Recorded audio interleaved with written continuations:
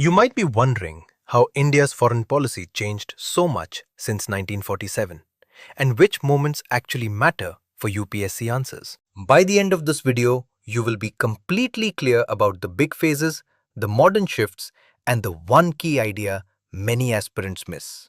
I will explain this simply, step by step, so the structure becomes easy to recall under exam pressure. Think of the international system as a shifting weather pattern that India's diplomacy must constantly read and respond to. First, let's look at the contemporary international environment. In simple chunks, you can visualize in your answers. Major powers are acting more unilaterally now. For example, America first, changing expectations from old alliances. The global economy is rebalancing as China and India gain economic weight, shifting influence and trade patterns. Regional powers like Russia, Iran, and Turkey are more assertive, reshaping their neighborhoods and creating local flashpoints. The Middle East remains unstable, with protracted crises and non-state actors, which affects energy, migration, and security. Africa is an opportunity hub, with demographics and markets growing fast. Think of it as a new frontier for engagement. Technology, digital connectivity, and supply chains are now instruments of power, just like fleets and armies once were.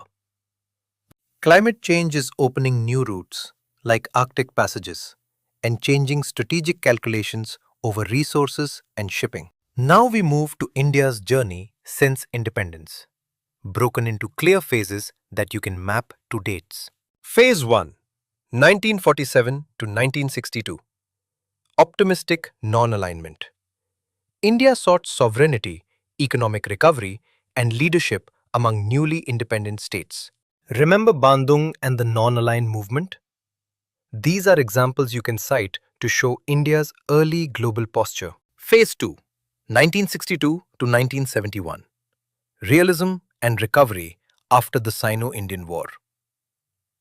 India began prioritizing security and pragmatic partnerships. The 1962 shock pushed India to look beyond idealism and build defense partnerships and strategic readiness. Phase 3.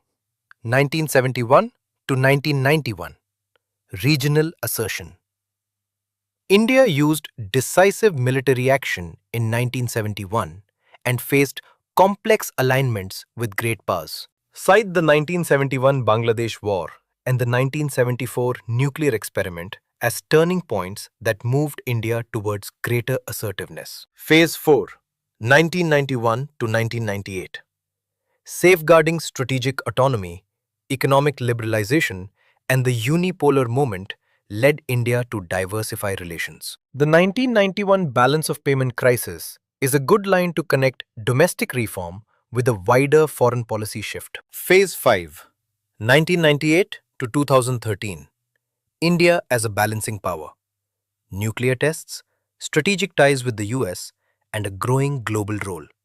Feature here. Use the Pokhran II tests and the 123 agreement as examples of India protecting strategic choices while engaging powerful partners. Phase 6. 2013 to present. Energetic engagement and multi-alignment. India now hedges across multiple partners to maximize room for maneuver. Think of multi-alignment as keeping several doors open. Quad, SCO, bilateral links with the US, Russia, Japan, and others. A useful analogy. India's foreign policy is like a chess player who adapts openings based on the opponent's moves, not a fixed script. From this historical arc, 5 lessons become clear and are helpful for UPSC answers and interviews. Lesson 1. Realism matters. Soft power must be backed by credible defense and strategic institutions for influence and deterrence. Lesson 2. Economic strength underpins diplomacy. Growth, trade, and connectivity convert soft power into hard leverage. Lesson 3. Multi-alignment and hedging are necessary to navigate competition plus interdependence without losing autonomy. Lesson 4. Calibrated risk-taking, like humanitarian assistance or limited strategic moves, can expand influence when carefully planned. Lesson 5. Accurate reading of other states' intentions prevents costly miscalculations when internationalizing disputes or expecting support. Practically, this means policymakers should strengthen the economy, reform institutions, and invest in defense and technology partnerships. India should improve doctrine and institutional capacity so hedging does not become strategic drift. And so, you can explain this in answers.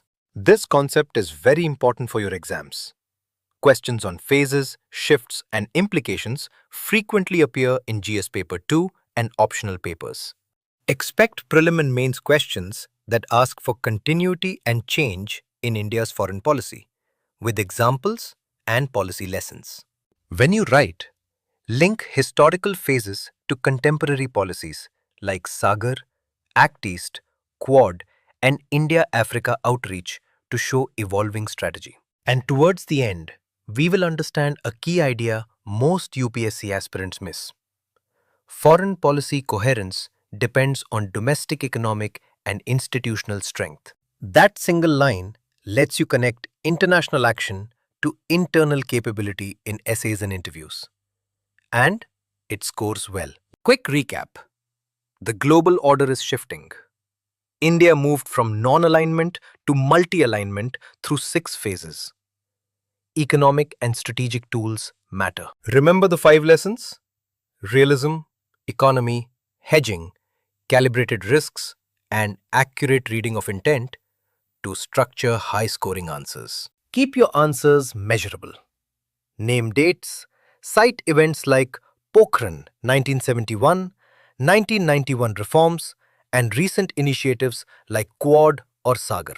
Practice mapping these phases on a timeline and linking each phase to a policy choice and a practical lesson for clarity under exam time. If this feels clearer, that's the goal-turning complex shifts into simple building blocks you can recall confidently in exams.